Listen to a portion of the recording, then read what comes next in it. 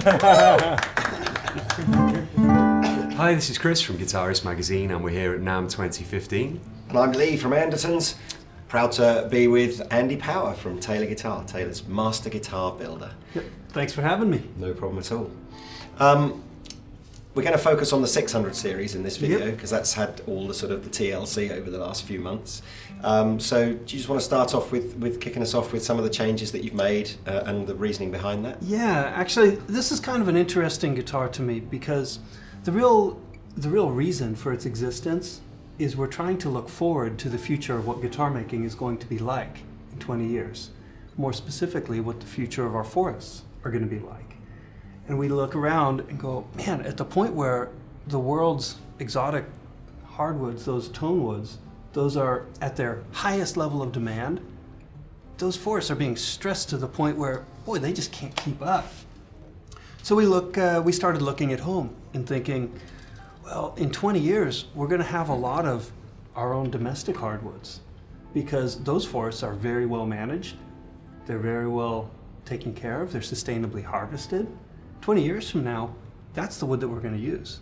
So that renewed my interest in building a maple and spruce guitar because this guitar is built with maple coming from the US, Sitka spruce coming from the US, and ebony coming from our own sustainably harvested ebony mill in Cameroon.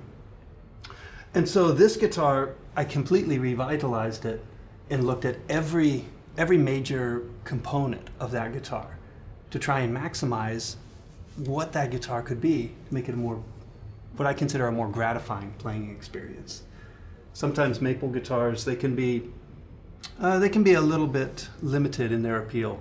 So we wanted to broaden this and make it a primary instrument. I was going to say, do you think people have maybe preconceptions about what a maple guitar sounds like that might, turn them off perhaps, and maybe part of the challenge is to kind of make them think a little differently about that? Yeah, that was exactly what I was thinking. Right, okay. Really, because, as a guitar player, I think, okay, well, I love maple. I love maple large top guitars. I like maple mandolins. The violin world has used nothing but maple and spruce. So it's got something going for it. But traditionally what we've done as guitar makers is take a rosewood guitar or a mahogany guitar, take the rosewood or the mahogany off and put maple in its place. And then we complain that, well, it doesn't sound the way I want a rosewood guitar to sound. Well, of course not. That's not fair. They're different things. They need it has its own personality and it needs to be treated like that. So in this case, the guitar itself, I've done a kind of a special seasoning process to the back and sides, but the most significant change is internally with the bracing, the thickness of the woods.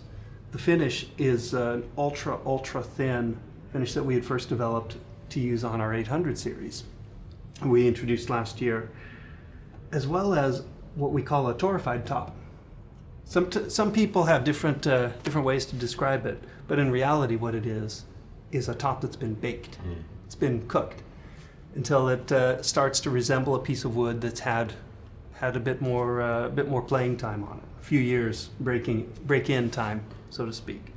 So all of these different attributes, they combine to make one maple guitar that's a lot more rich and a lot warmer with a longer sustain than you might expect out of a maple guitar. Unfortunately, I'm sitting downwind really of you. I don't know what sort of sound Chris is maybe getting on the other side. It's pretty good. But all of your sort of top three strings, round about the sort of 7th to 9th fret when you were playing some bar chord stuff, where you perhaps traditionally expect those notes to get a bit lost. They were like some of the loudest, the most sort of clarity to those notes, and you're not, for some of the playing you were doing, you were fairly gently picking, and this was just fabulous sound. Well, what I like as a player is a guitar that feels like one instrument over the entire fingerboard. I don't want this to sound like something else when that sounds like one thing. Often I'll see a big body guitar or something and think, oh man, the low end is great. And by the time I get up here, it's out the window. It sounds weak and disappointing. Now, one of maple's real strengths as a wood is that it's completely linear. There's no one thing that it does better than anything else. So that sort of brightness thing that we associate with maple, do you think that's almost a myth? It's not a myth. What happens is the maple reflects the design. that it's been turned into. Okay. So if you take a piece of maple and you build a bright guitar out of it, like you would for if you were using rosewood or even mahogany, well, you're going to get a bright guitar. If I build a real low-end, real bassy guitar, well, I'm going to get a bassy guitar out of it. That's the unique property of maple, is it sounds like what the player and the builder bring to that particular wood. You get the added bonus of it actually looking stunning as well. It's Yeah. sort of the back and the sides. It's true. It's maple has that charm that I really like. Does the baking process help to accentuate the grain as well? Is that something that happens? It visually? does. What I'm actually using it for primarily is for the stability. Right. Because this, on the back, it's a relatively low temperature process that very closely mirrors what I would have done 100 years ago. I'll get a piece of maple and I'll season it through drier and wetter cycles. As years go by, Right. it becomes very resonant and very stable. And I've kind of taken that concept and put it into a more modern setting. With the top, I'm using a higher temperature type process, which a lot of makers will experiment and they'll use different kind of different recipes, as it would.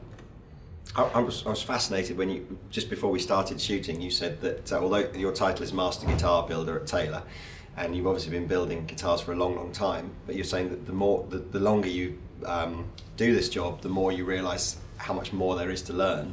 So, in this particular process, what was the thing that perhaps the design change that you did that you went, wow, I wasn't expecting that, or Well, I have a long history of building archtop guitars and mandolins and things like that. So I have a real deep love of maple. But the more I dive into it and experimented with different voicings, different bracings, different combinations of top wood and design and stiffness and things, it really impressed me just how linear a piece of maple is.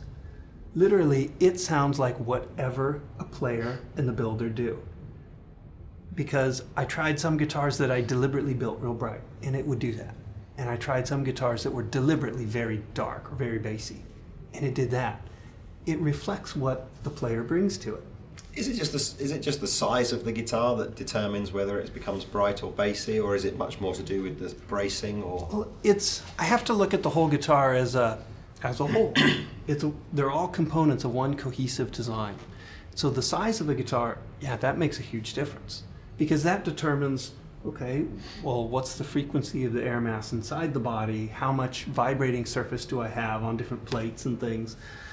So that is a huge factor in the design of a guitar. But to me, equally so is, how is the guitar braced? Well, that can radically change the sound, the overall responsiveness and feel of a guitar and the kind of sonority I get out of it. Even small things like the fact that I'm putting the body together with protein glue, with a traditional hot hide glue, and then using an ultra thin finish to limit the amount of dampening that happens. All of those, some more so than others, but all of those play into this overall guitar recipe. And I guess it's a fusion of, some of the old techniques with, some of the knowledge of experience over the years. So you get the benefit of, in hindsight, these things that people did years ago that obviously had a great effect, that made classic instruments, and then you're bringing something new to that recipe yourself as well, and kind of updating it. Yeah. I have a history and a background in vintage instruments, as well as building new instruments. And so what I like to do is I'll borrow from good ideas and knowledge from the past, but always in the context of looking forward. Yeah. As, okay, what is the next guitar I want to build? What's a good guitar for today's musician? What's a good guitar for the health of the forest in 20 years? Yeah. Where are we going to go with these instruments? Because what I want is a great instrument to put into the hands of a player and let them go make their artwork. I'm not trying to recreate something from the past, but when it's appropriate, sure, I'll borrow ideas and knowledge from then. That's where, as a community of guitar players and makers, that's where we've been. That's our background.